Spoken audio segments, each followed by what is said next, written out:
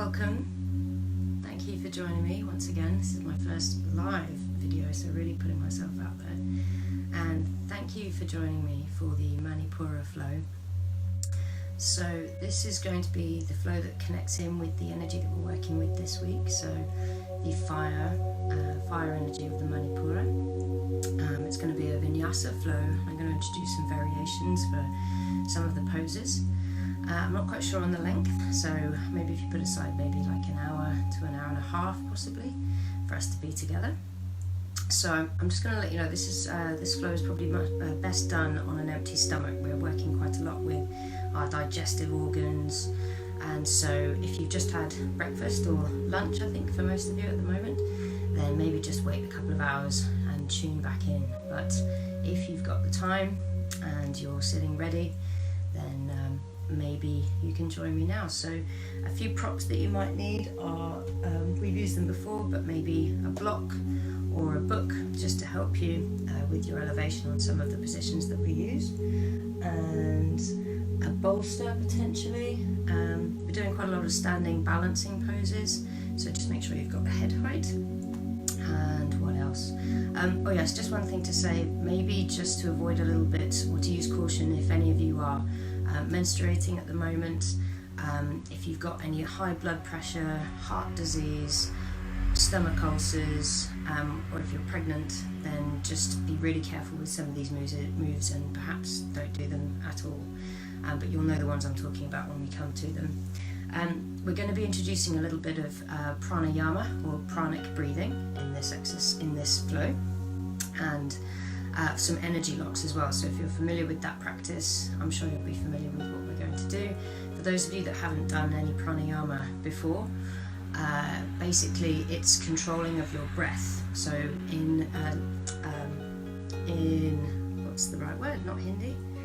I can't remember what it is, but basically the word prana means life and yama means death, and the practice of pranayama is about controlling the life force within us. So it's basically some breathing exercises that we'll do together, specifically tuning into the Uddiyana Bandha, which is located anatomically right by the solar plexus, and that is about stimulating energy and moving it up towards our hearts, and also some Kapalbhati, which is literally fire breath or fire breathing. So if you've not done it before, just take it easy, see how you get on. It can sometimes make you uncomfortable or a bit lightheaded, so just do what you feel comfortable with, and if you're familiar with it, then let's go straight in. So if I can just ask you to just take a comfortable seated position, and we'll just settle in together. So taking a few deep breaths just to settle in.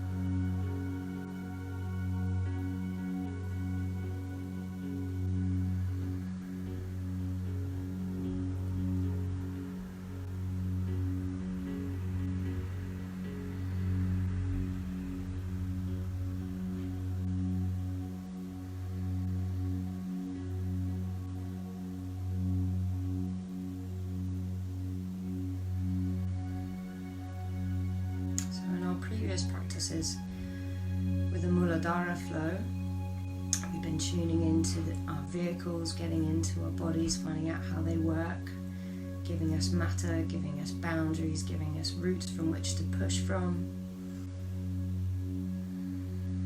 which to grow. With our savasana energy, we've been moving that vehicle, getting the energy flowing, moving our bodies, moving our joints. And it's this combination of matter and movement that creates heat. Much like when you rub your hands together, you create heat, but you need the perfect combination of movement and matter to create heat. Too much movement and the heat is dissipated. Not enough movement and and no heat is created. So to generate that heat, you require the perfect combination of matter and movement. It's about directing that energy. In the Manipura flow that we're working on today, we're going to work on directing that energy that we've created, that we've cultivated. So we have the energy rising up, the desire sitting in our sacral chakra, and with the will that comes from our solar plexus, we can direct that energy in the direction of our lives. As I said before, humans are the only known species to have cultivated fire, and fire is a transformative element. We can offer things up to the fire, phoenix from the flames. We can change, we can move, we can harness that power, harness that fire, that drive, that energy, create these fierce warrioresses that we are. As Doc Brown in Back to the Future said, if you put your mind to it, you can accomplish anything.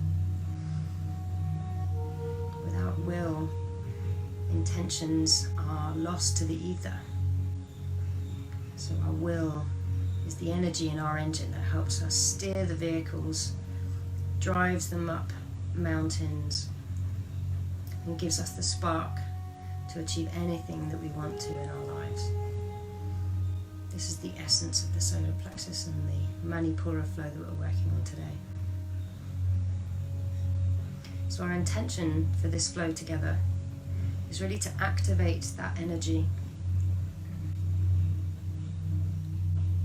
and to direct that energy throughout our bodies. I want you to tune in to that subtle energy that flows throughout your body, tuning in from time to time, that gentle warmth that's going to pervade throughout your body. And this is a practice about generating energy and then releasing, allowing that energy to flow throughout your body. So periodically I'm going to ask you to build heat, build energy, really put your intention into the poses, and then to release and feel that subtle energy flowing through your body.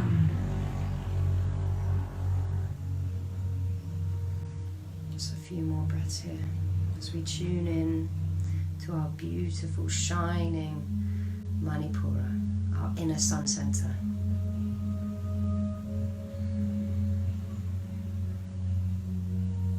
And inhale, raise our arms to the sky. Palms together, coming down through heart center. Resting here. We're going to inhale, and together we're going to chant Ram to start our practice. So inhale for Ram.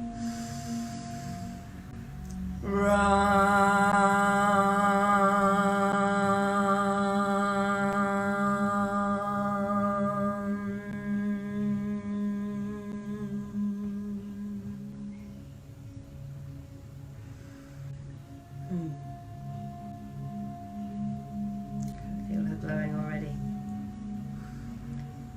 And when you're ready, just opening your eyes.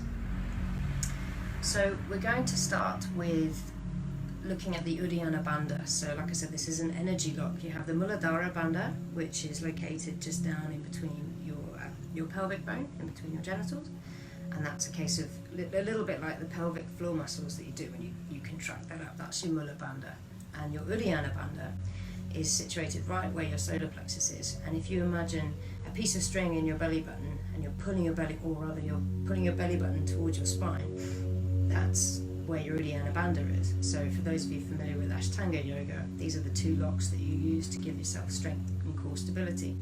The breathing exercise that we're going to do isolates that Uddiyana Bandha in an abdominal, that's a harder word to say than I thought, an abdominal lock. And as I say, it's going to draw the prana up towards the heart.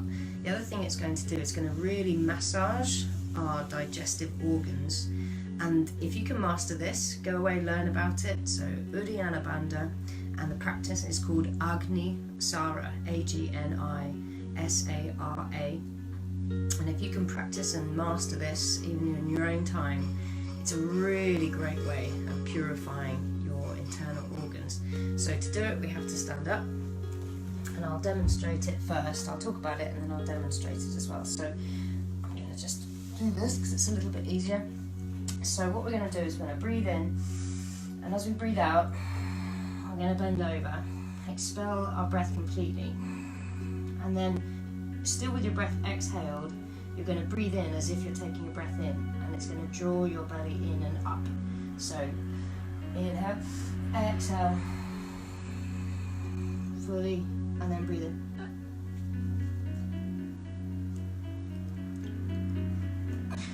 And then when we're in that state, we're going to release our belly out and pulse it in and out, in and out, in and out. And it's actually easier if you try and release your belly muscles. I know that sounds a bit counterintuitive, but it will look something like this. So breathe in.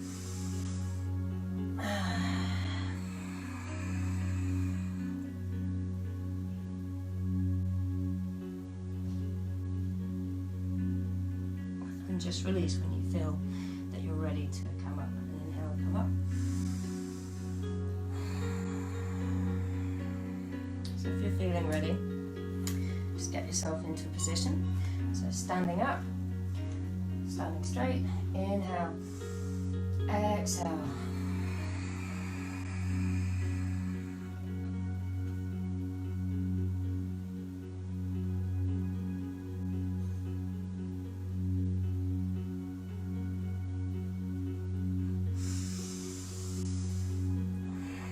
So that was number one. I'm going to do it 3 times together. And if you're feeling a little bit lightheaded, just go easy. This is quite an intensive practice. So inhale and exhale, fall forwards.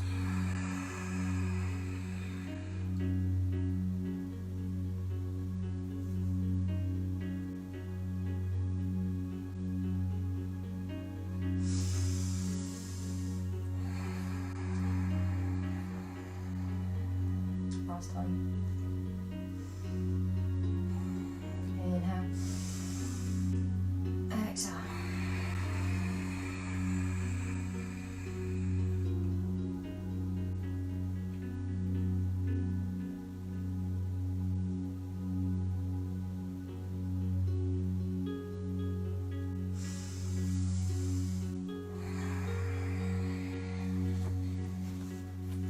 Now don't worry if you didn't quite get that the first time. I'm still learning it and still getting better at it, so the important thing is just to try and see how you get on. So now we're going to move on to some Kapalbhati, which is breath of fire, and it might be worth just sort of seeing my belly again. But essentially this is a really great combination, and it's a really good echo for what the solar plexus, for the Manipura practice, or the flow at least, is all about, which is about activating and then releasing. And this is about active inhalation and a passive active exhalation and a passive inhalation. So what I want you to do is to straighten your body up, just to open up your rib cage. You're going to take in a breath. In fact, we'll do this again. Excuse the horrible bra. So we're going to inhale, and then with a sharp snap of your diaphragm, you're going to expel the air from your lungs. So that's an active exhalation. Now you don't have to breathe in, and there'll be a passive inhalation that just naturally occurs. So if I show you, so it's sort of breathe in.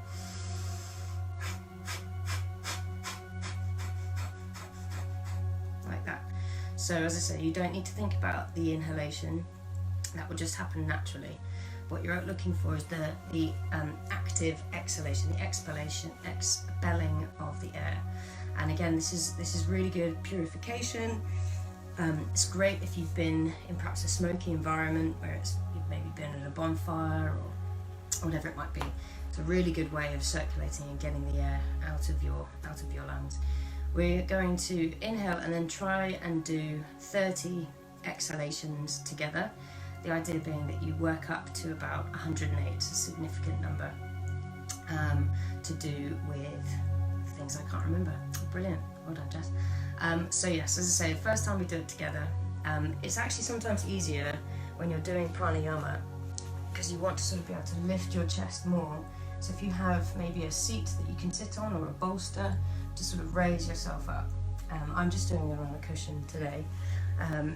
But yeah, best to sort of have yourself up high so that you've got more, so your rib cage can be lifted up and out of your hips a little bit better.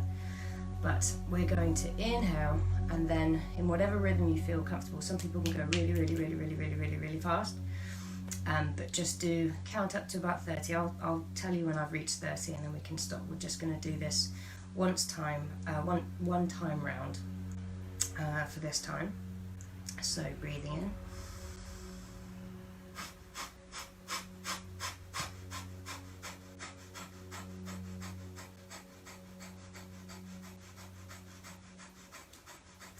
That's 30.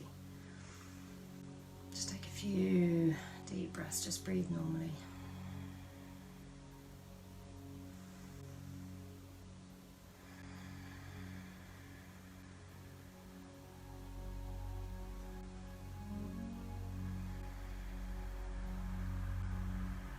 Just keep breathing in your own rhythm, and maybe just pay attention to how your body is feeling now. Can you feel energy moving around your body? Do you feel warm? Can you feel that energy moving around your body a little bit? Just tune into that subtle energy body.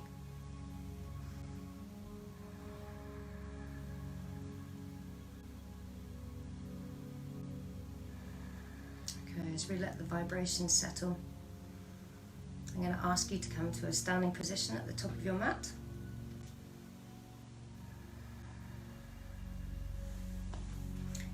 Just moving any cushions out of the way.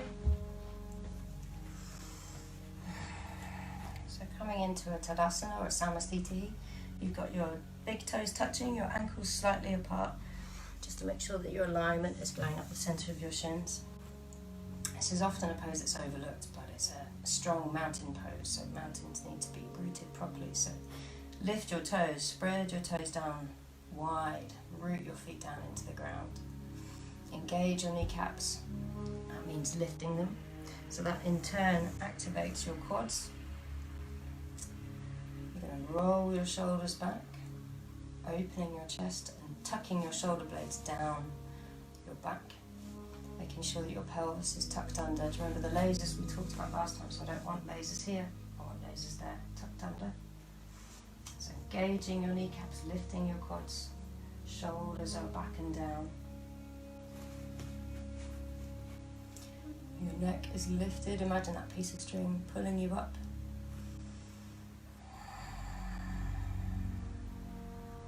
I got taught quite a good reference point. So a lot of people, when they first start practicing yoga, can you even see my head? No. When they first start practicing yoga, you can see a lot of this. They're sort of really trying, and that's great. Everyone has to start somewhere. But in terms of lifting the chest, if you imagine a piece of string between your chest and your chin, I'm going to ask you to lift the chest, to lift it like so. So your head sort of still stays in that same place. That imaginary piece of string between your chin and your heart center stays there. It's a much better way.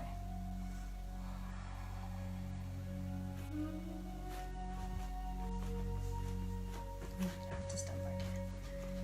Move this back a little bit.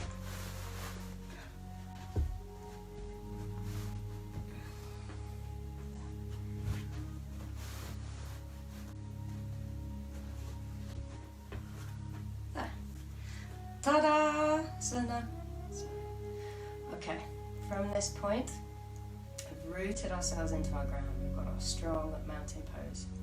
We're going to come into a side stretch. So we're going to inhale, lifting our arms up and over our head, and interlacing our fingers and bring them into a steeple position, like so, above our heads. Hugging our arms into our heads, elbows straight. Lifting your chest here, just taking a few breaths. Chest lifted, shoulders back, opening your chest.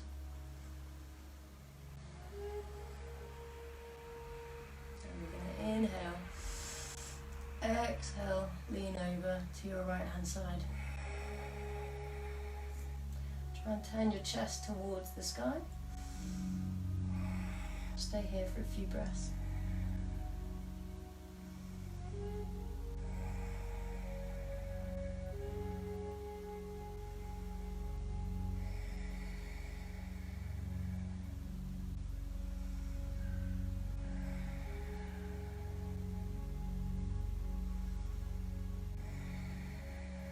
Inhale, release back to center.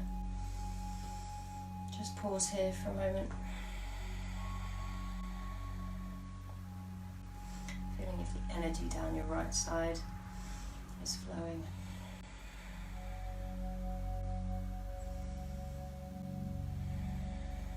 Keep pulling you up. Imagine that piece of string pulling you up. Inhale. And exhale, bend over to the left. Lifting your chest to the sky.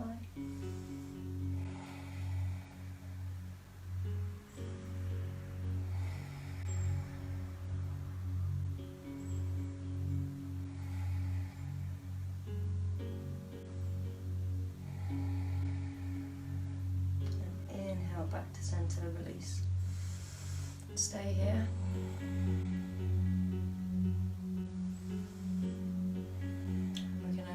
Back slightly, so if you have any lower back pain, just look after yourself.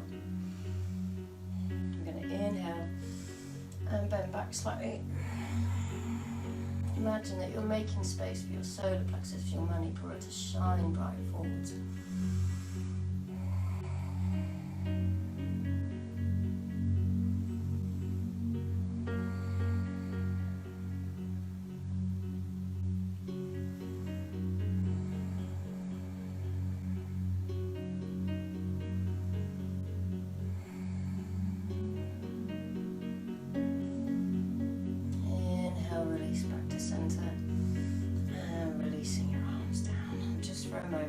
Just pause here.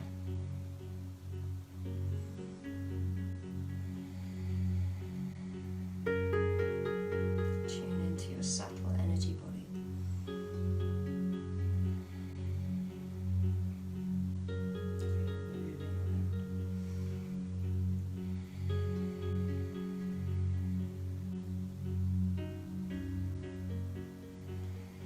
So staying at the top of your mat. Just vinyasa, and we're going to meet in downward facing dog. So inhaling, arms go up, Urdhva Hastasana. Exhaling, leading forwards with the heart bending down into Uttanasana. If you can't reach there, you can place your hands on your knees. Inhaling, halfway lift. Exhaling, Chaturanga Dandasana, or knees, chest, chin. Inhaling, upward facing dog. Exhaling, downward facing dog.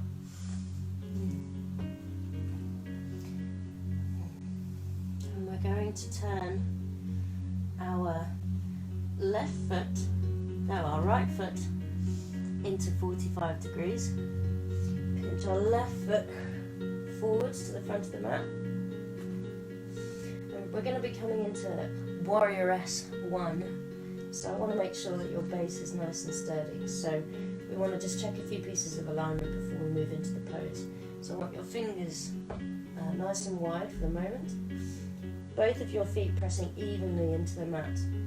So I want the outside of this foot pressed in as much as the front of this foot. Imagine if you can, you're almost going to pull these feet together so you make a ruffle in the middle of your mat, and that gives you some really great stability.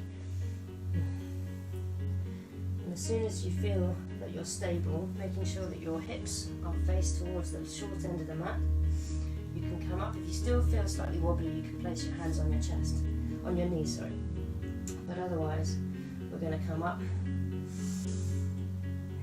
raising both arms up to the sky, spreading your fingers wide. Imagine you've got power and fire extending from your fingertips. Breathe and stretch into your front leg, making sure that your knees are not over your toes. Your shoulders are back and away from your head. If your neck feels uncomfortable, you can look forwards to the horizon.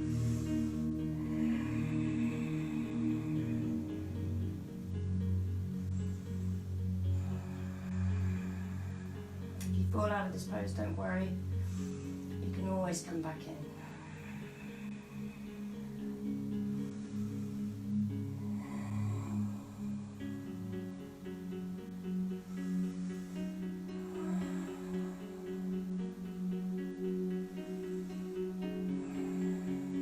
Exhaling, straightening your leg.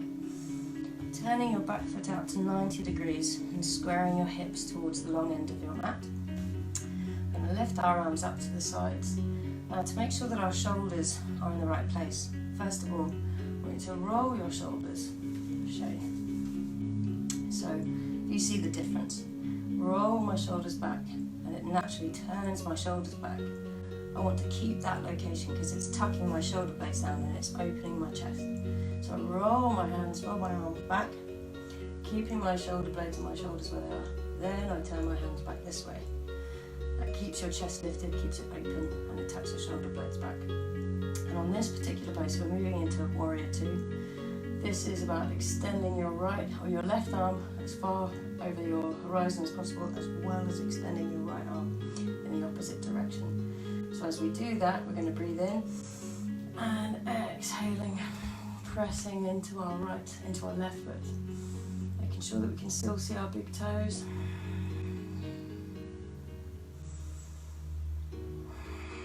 Find the determination to be a warrioress in your life, and let this be the expression in your pose.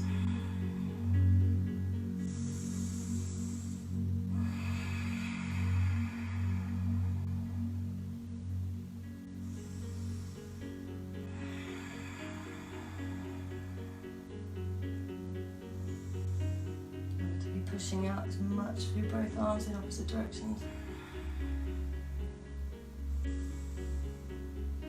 Last breath here.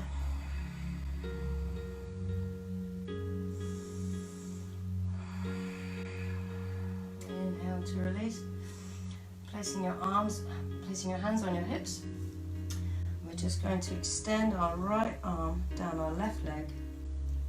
And we're going to bend into our left leg again as we extend our right arm up and over into reverse warrior.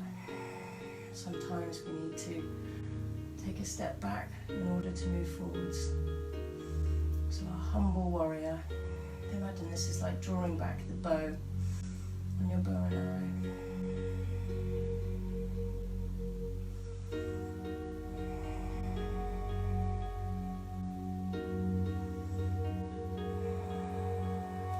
Feel that stretch on your left side body.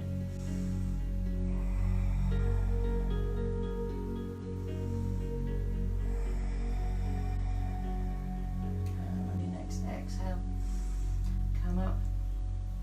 We're just going to tilt our right foot so it faces the front edge of the mat. We're going to tick-tock our hips so that they're facing the front edge. We're just going to move back slightly. Front edge of the mat. And with our hands on our hips, so we're going to come up onto our tiptoes and we're going to make sure that the weight is fully into our left foot here. So we're going to plant our feet, root ourselves down, making sure that our quads are engaged and that standing leg is really rooted. And as soon as we feel comfortable, we're going to pivot forwards, coming into Warrior 3, straightening our back leg back. And if you do fall out of this, don't worry, just come back. Rooting that standing leg, pointing your back foot down, which helps to level your hip, your lifted hip. And if you're feeling like you're balanced, extending both of your arms forward, launching your arrow forwards into Warrioress 3, Virabhajasana 3.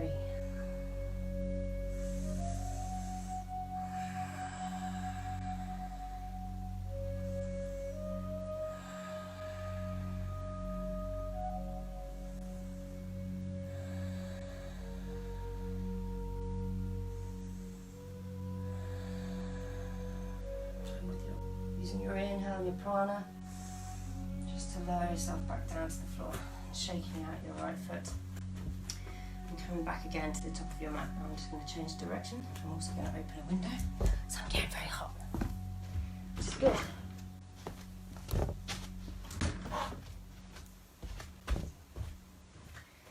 So repeating the same on the other side. So we're going to inhale, exhaling, folding forwards, leading with the heart. Inhale, halfway lift. Exhale, step or jump back into Chaturanga Dandasana, or knees, chest, chin, whatever you feel comfortable with. Exhaling fully here before inhaling, outward facing dog. Exhaling, downward facing dog. And from here we're going to turn our left foot in, right foot in. I'm trying to do this mirrored for you. So whichever foot you're on, it's now the right foot. That's it. Yes, your left foot, sorry people. Turning your left foot 45 degrees. Pinching your right foot in towards your chest and bringing it in between your hands. And we're going to be coming into Warrior One. So again, this is about finding a solid base. Pressing your front foot in as well as your back foot. In order to help with your balance here, you can rotate this back thigh in a little bit and really try and push this thigh, your right thigh, the one that's furthest away, back towards the back of the mat. And as you're coming up, if you want to, you can stay here if you're feeling a little bit wobbly. Otherwise, I'm going to inhale and exhale, pressing into the stretch, gazing up towards our hands, imagining that energy extending through the tips of our fingers. Remember, this is your warrior-esque pose, so be fierce.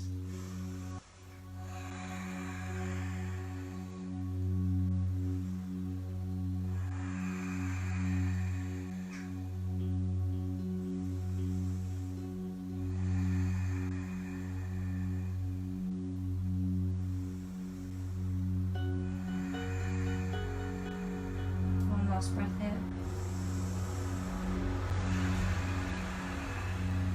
Inhale to come up.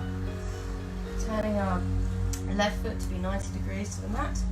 We're going to come into Warrior Two, so extending both of our arms, remembering to rotate our shoulders and then turn our palms back down again. Gazing over our right hand, we're going to inhale to lengthen our spine and exhale to delve deep into the stretch. Hips are facing towards the short edge of the mat, and we're extending over our right arm as well as our left arm.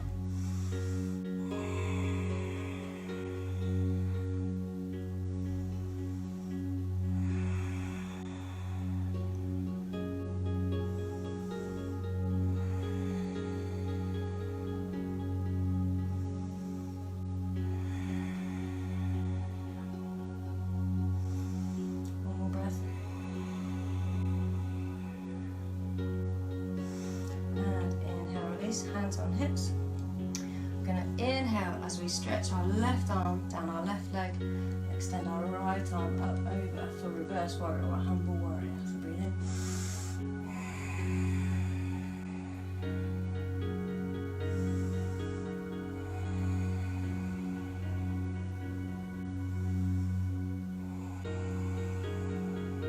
Gazing up at your hands.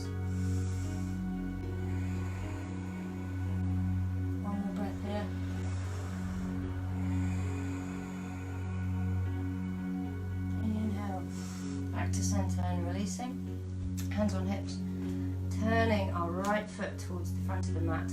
We're going to tick-tock our hips so they're facing the short edge of the mat, and we're going to just come up onto our tiptoes, getting the weight, getting the weight into our right foot here. And as soon as we feel rooted, pivoting forwards, and if you're able, extending your arms forwards into Warrior Three, flexing your foot down to raise that lifted hip. Imagining that energy shooting forth from your hands.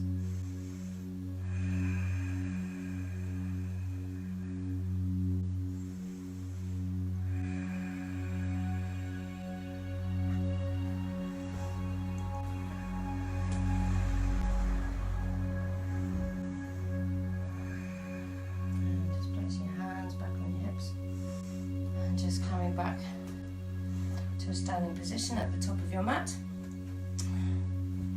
So we're going to move now into Untitled Chapter or extended side angle.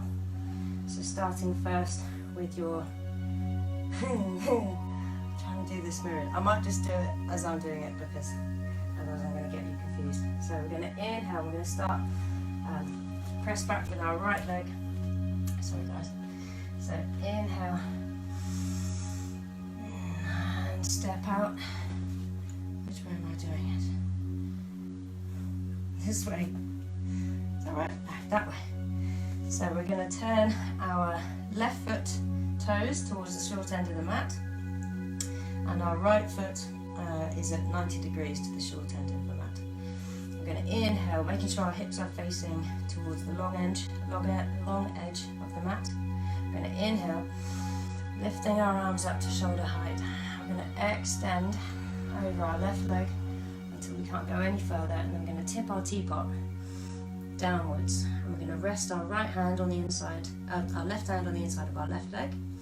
If that's not available, you can come up to your knee. If you can, reach all the way down to the floor. And then you want to extend a straight line up with your right arm and gaze up to your raised arm. Making sure that your shoulder blades are tucked down into your back pocket.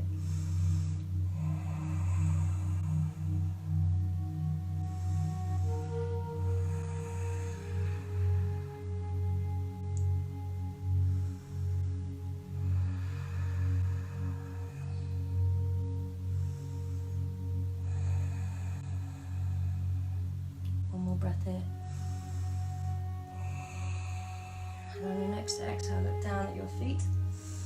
And you may want to grab a block for the next pose. We're just going to do a Halfmoon Pose. So just placing your block to the outside of your left foot, so just by your mat. It's just going to give you some stability. So we're going to bend our right leg. We're going to place our right hand on our right hip. Just going to lean forward, and using the block, we're just going to come up like this. And you may want to stay there. Make sure you're flexing your foot down to the floor. If you're able to, you can extend your right arm up and even gaze up. If you're able to, you can get rid of the block and just place your hand on the floor.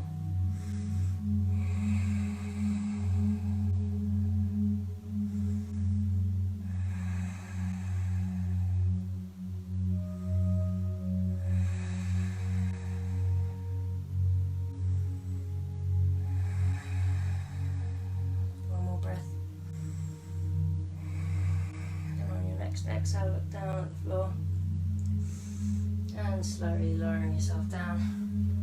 Come back to a standing position at the top of your mat. And we're going to repeat Untitled Chapter and Halfmoon Pose on the other side. So stepping out, your left foot now is at 90 degrees to the short edge of the mat, in line with the short edge of the mat. Your left foot is pointing towards the short edge of the mat, and your hips are in line with the long edge of the mat. We're going to inhale, lift our arms up to shoulder height, making sure our shoulders are rolled back. We're going to extend over our left side body towards the left. And as soon as we can't go any further, we're going to tip our teapot, placing our right hand on the inside of our right thigh, and extending our left arm up, making sure that our shoulders are tucked into our pockets. And breathe. See if you can concentrate on pulling that higher hip back towards you, really feeling the stretch. For some of you, you might want to just rest on your knee. That's totally fine. If any of you are experiencing slight imbalance, instead of having both of your heels in line, you can just take the stance a little bit wider, if that's of any help.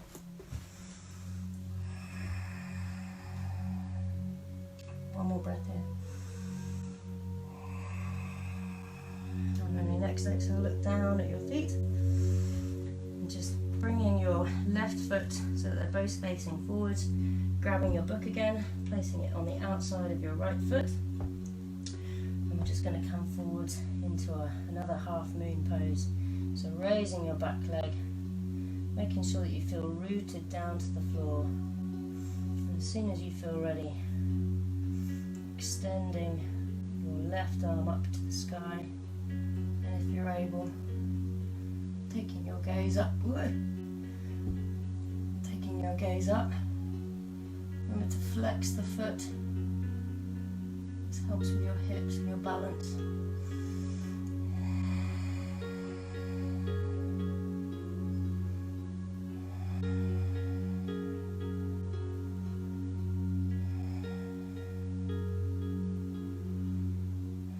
One more breath here. And on your next exhale, looking down. Slowly and deliberately placing your feet down on the ground and coming to a standing position at the tops of your mat. So now we're going to move into Utthita Parshvakonasana, so extreme side angle. So we're going to take our, standing at the top of the mat, we're going to extend our right leg back, and we're going to have our hips in line with the long edge of the mat. We're going to inhale, exhaling, either placing our left elbow on our left leg, or placing our left hand inside our left foot, or on the outside of our left foot, whichever feels easiest.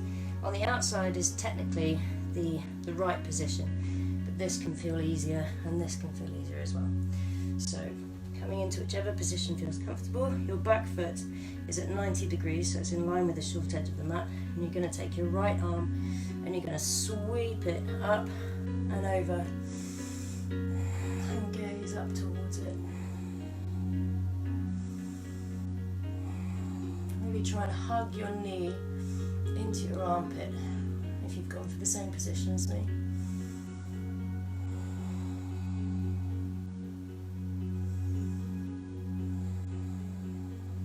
One more breath in. And coming back down. Bringing yourself back up, changing the legs around. We're going to do the same on the other side.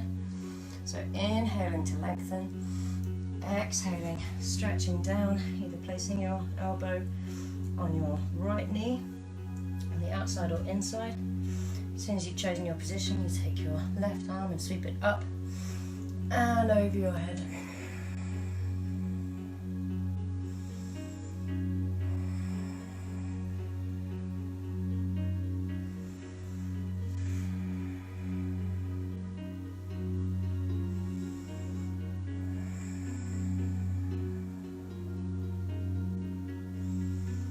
Breath there.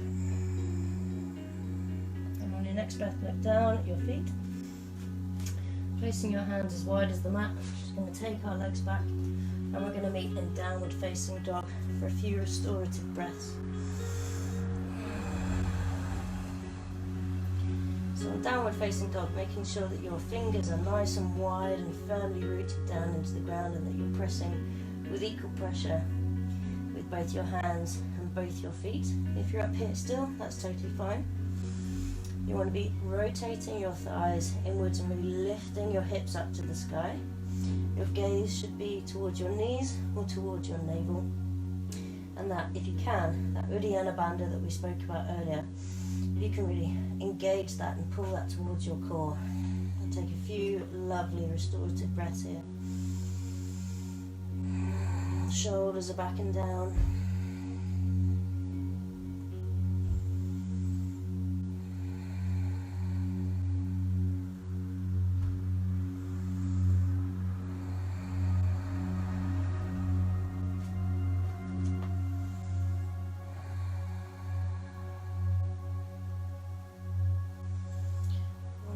Two more breaths in, and then we're going to be moving from here into the plank pose.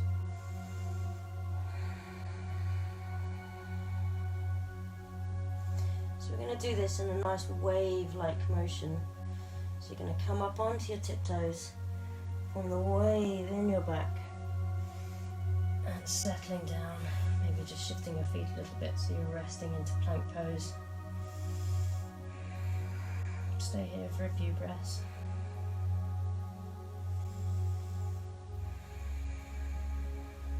Making sure that your elbows are locked out, your shoulders are rotated.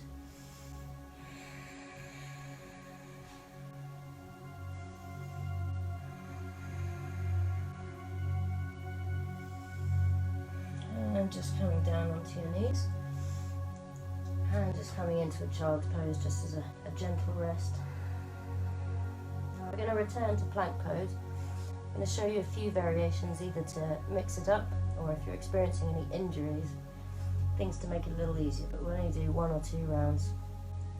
So if you stay in fact you'll need to watch me. So just come out of your child's pose for a moment. So returning to the plank pose, we can start from this basis, and if you're happy and comfortable with that, then stay there. If you have any elbow or wrist injuries, you might want to come down onto your elbows, like so, and stay here. This can be more challenging. You can even stay in this top plank pose and raise one leg, and then raise another. And the other one is to pulse from plank into downward facing dog, waving up, settling in, backwards and forwards. The pulse creates a lot of pranic energy, and we worked with building the pranic energy, and we worked with the sacral chakra last time with the Supta Baddha Asana. So I'm going to do the pulse for a few rounds. Maybe if you want to just hold basic plank, whatever you feel comfortable with. But if we start again in plank.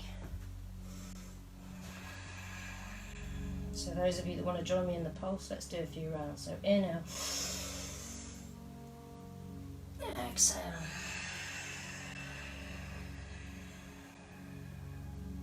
Inhale. Exhale.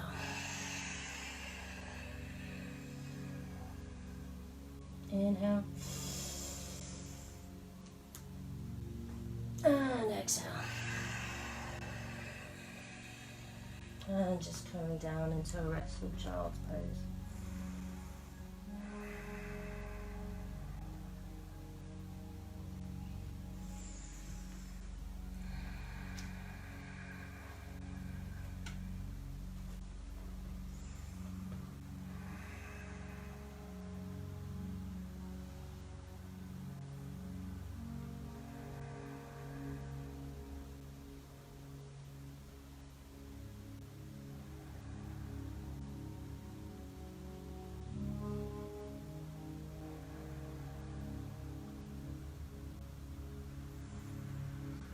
Walking yourself slowly back up.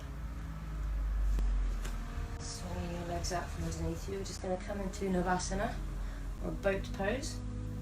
So starting with your feet hip width distance apart, and just placing your hands underneath your knees so that you can grab onto your thighs. And I want you to extend your torso. So imagine that straight line, so on a nice straight back. And I just want you to find your point of pivot. You want almost to have a 90-degree angle between your between your thighs and your torso, excuse me. So as you grab on to your thighs, just practice this pivot point, just moving backwards and forwards. Just identifying where your sitting bones are. You can sort of feel them as you roll over them. So this is just to give you an idea about your pivot, about your points.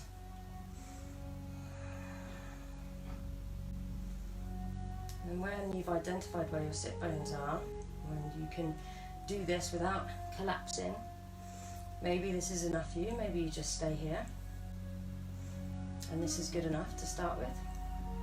If you feel confident, fixing your gaze on a point on the wall, just extending your legs up, fleckling your feet, and holding there, making sure that your shoulders are backing down and that your core is strong, your abs are engaged.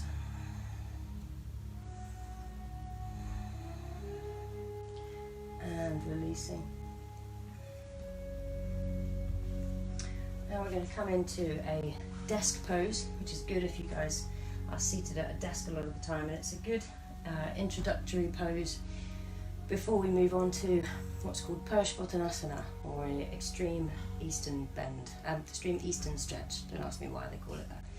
So just starting with your feet, again, hip width distance apart, placing your hands with your palms, with your fingers facing forwards, and we're just going to press our hips up to the sky to make this table pose. And this is a good indication as to whether you're ready to move on to Asana, is that can you get your hips up in line? This may be as far as you can go for now, but this is really good for stretching open your chest, your shoulders, all those muscles that get crunched up from sitting in front of a laptop and a computer all the time. Try not to let your knees drop out, making sure that they're in line, and just hold here for a few more breaths.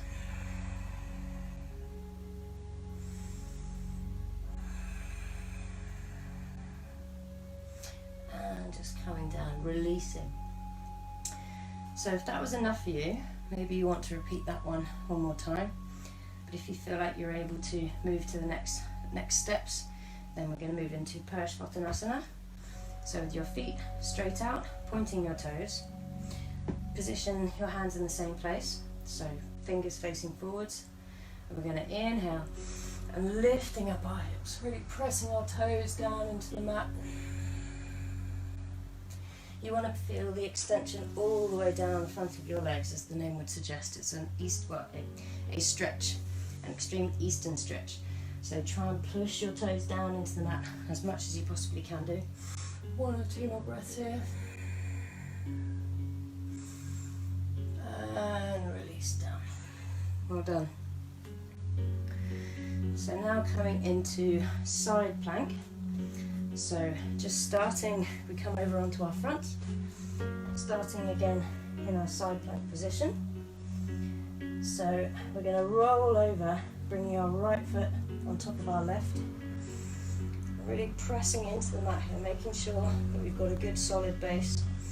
Your shoulder should be over your hand, but with your hands slightly in front of you. If you feel a good strong core, extending again that straight line up. If you feel able to, you can practice with lifting legs and adding to the balance. Otherwise, imagine pushing the floor away from you as much as you are reaching your right arm up to the sky. And exhaling down. And I'm just going to switch over to this side so you can see, but just changing over to the other side. So starting again in plank position. Shoulders strong, rolled in. Going to roll our left foot on top of our right. Get our groundwork first, making sure that we've got a solid base. Extending our left arm up. Extending our gaze up beyond our fingers.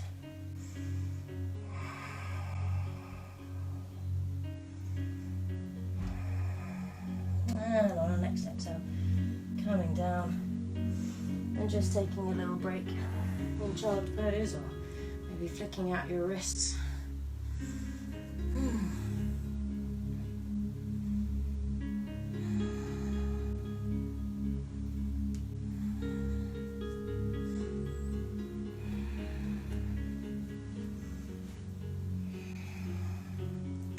So from here we're going to come into a gate pose. So if you come onto your knees facing me, we're going to start with our right side first. So we'll just come up onto our knees, kind of tuck your toes under. This is a good opportunity to exercise your toes, I hope you can see. But if you try and tuck all of your toes under on your left foot whilst you're doing the work on your right foot, then it's a good way of doing 2 exercises at once. If that's uncomfortable for you, then just have your foot down, it's no big deal. But this is a good way to energize and exercise your foot muscles and your tendons. So tucking all the toes under on your left foot, coming up, and extend your right foot out with your toes facing up, making sure that our hips are facing forwards. And inhale. Exhale, extending our right arm down our right leg, and bring our left arm up and over. Again, trying to lift our chest to the sky.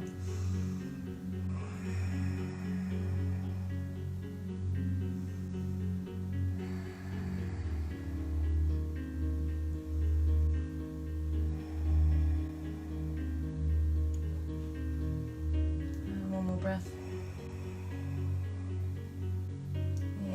Back to center, changing sides, tucking the toes of our right foot under, and extending our left foot out, taking our left arm down our left leg and inhaling, extending our right arm, really stretching our right side body.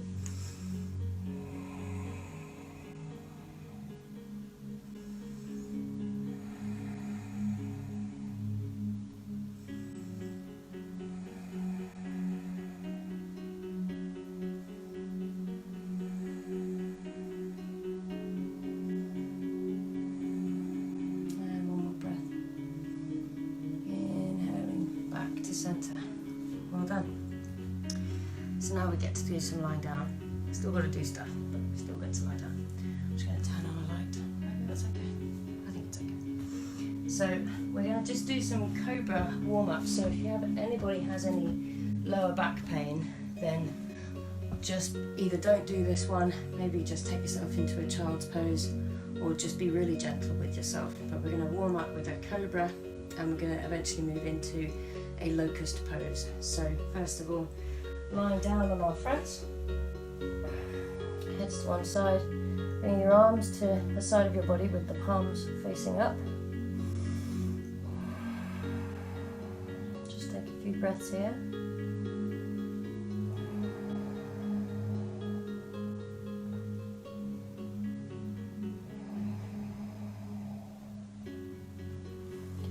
Taking our hands and placing them underneath our shoulders.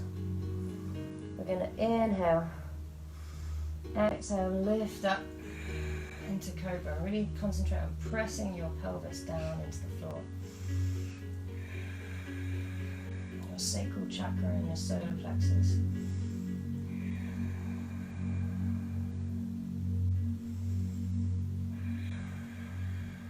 And release, placing the other cheek on the mat.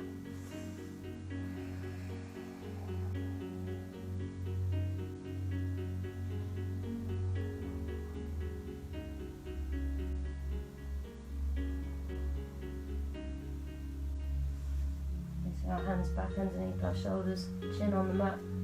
Inhale. Exhaling. Coming up into the stretch. Roll your shoulders back and open your chest. Pressing your pelvis into the ground.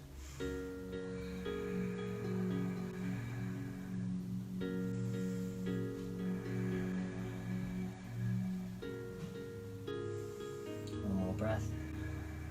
And release gently down, other cheek on the mat.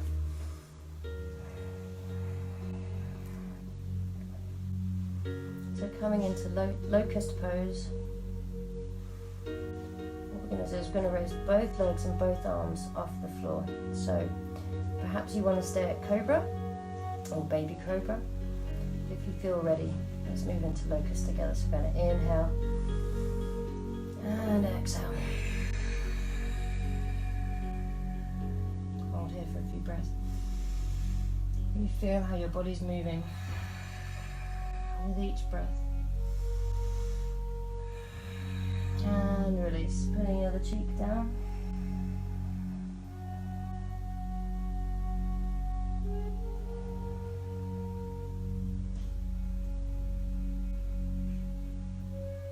I'm going to repeat that one more time. So bring your chin to the mat. I'm going to inhale. Exhaling, lifting both legs, both arms off the ground with your palms facing upwards.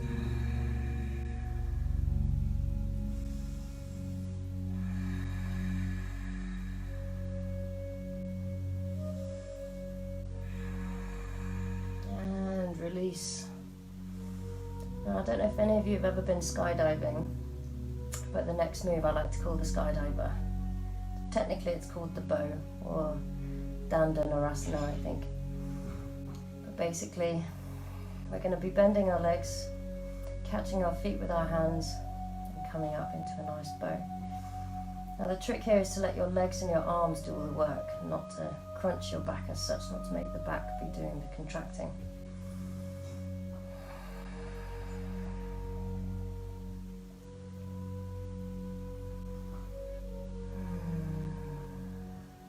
Nice amount of energy moving around her. Okay, so coming into Skydiver, Kicking our legs towards us, grabbing the outside of our feet with our hands. Now if you can't achieve that, then you can use a strap to grab your feet. But as we inhale and exhale, press our feet into our hands and coming up into a Skydiver Pose. Stay here. See if you can get a little bit of rocking action. Be careful not to let your knees splay out too much. Make sure you're pulling them together so there's a straight line between your knees, your hips. Free falling, man!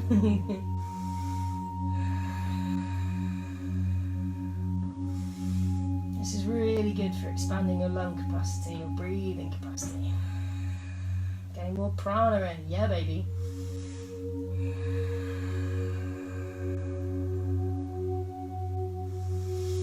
And release down to the mat.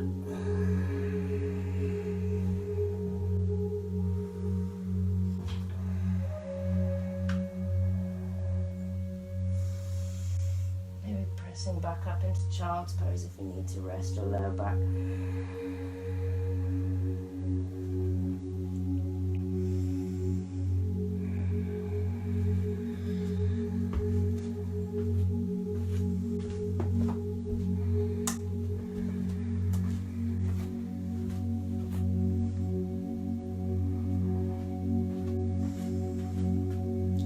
All of a sudden. Okay, so if you're in child's pose, you need to come up into a simple cross-legged position. We're going to do a half fish pose, or Ardha Matsyasana.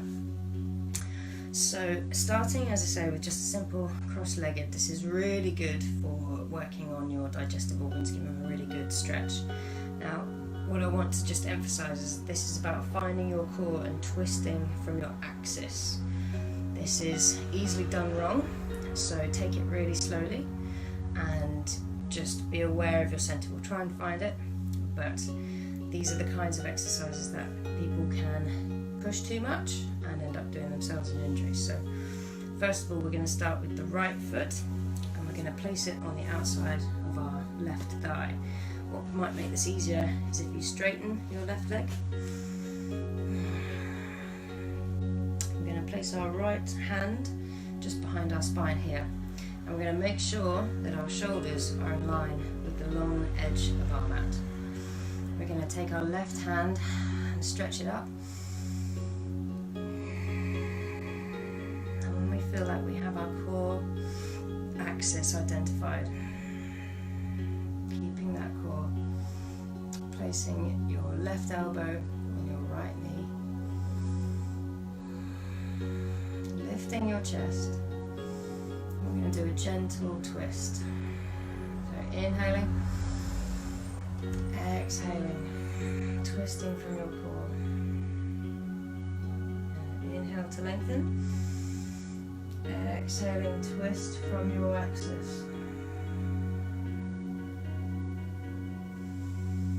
Inhaling to lengthen and exhaling to twist, but only go so far as you are able, don't push it. Just looking over your left shoulder if you can. If you can only go so a little way, that's fine. If you want to, you can also wrap your hand around your thigh to make the twist a little easier. A few more breaths here.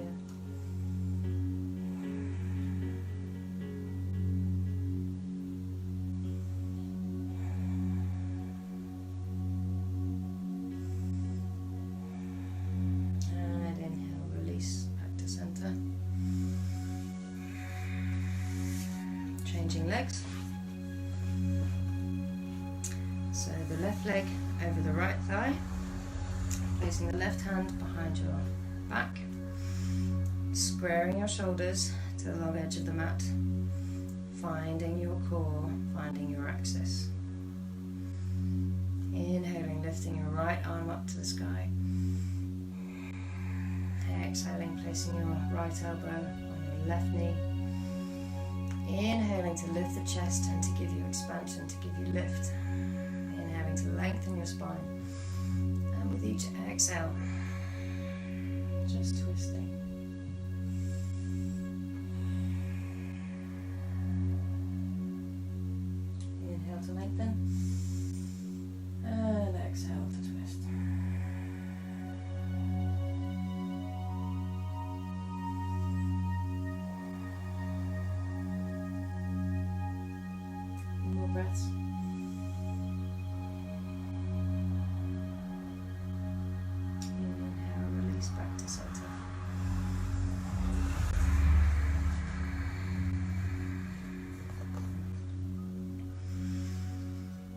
like to just bring yourself into Shavasana. Maybe grab yourself a blanket and a cushion, just making yourself nice and comfortable.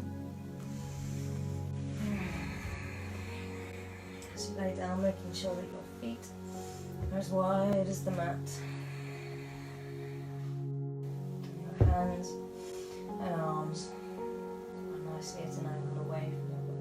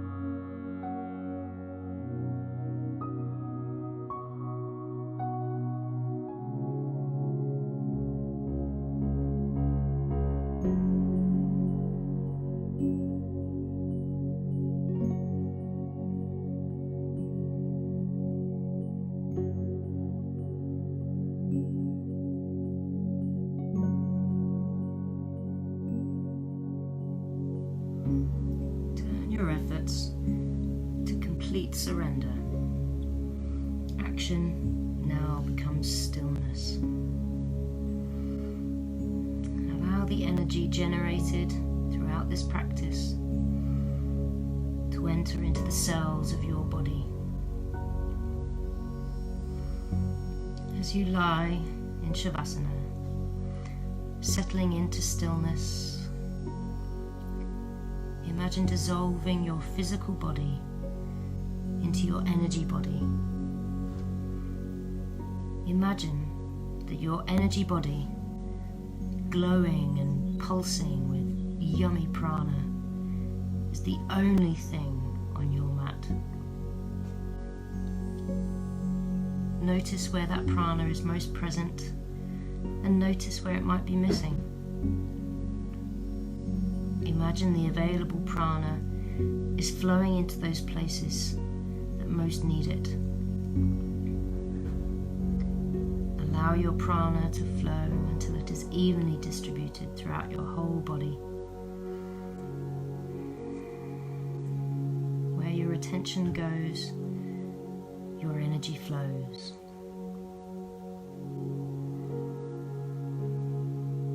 Stay here for a few minutes. It's time to come back.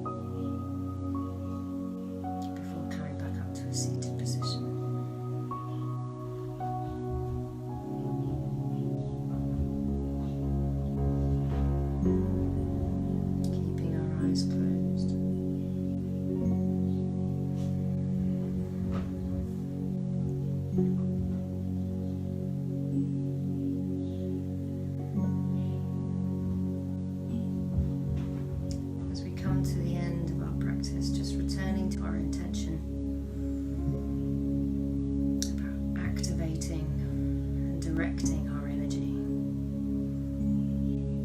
where we are directing our energy in our lives with our will.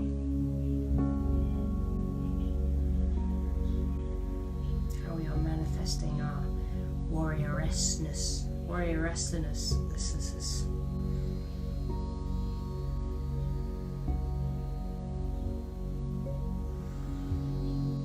I'm just thinking about the mantra for this week. I haven't done mine yet, so here it comes. We can all say this together. You can either say it out loud, or you can say it in your head. I think you should say it out loud. So you all know them. We're going to breathe in. I am convicted. I am devoted. And I am unapologetically me. And another breathe in for Ram.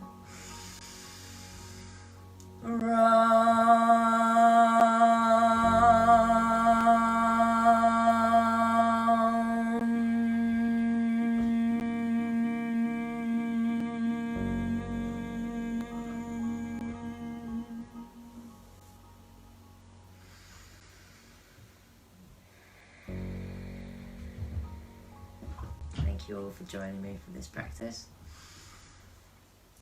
I hope to do it again. It was actually a lot easier than I thought it was going to be. Love, light and blessings to all for the rest of your day. Namaste.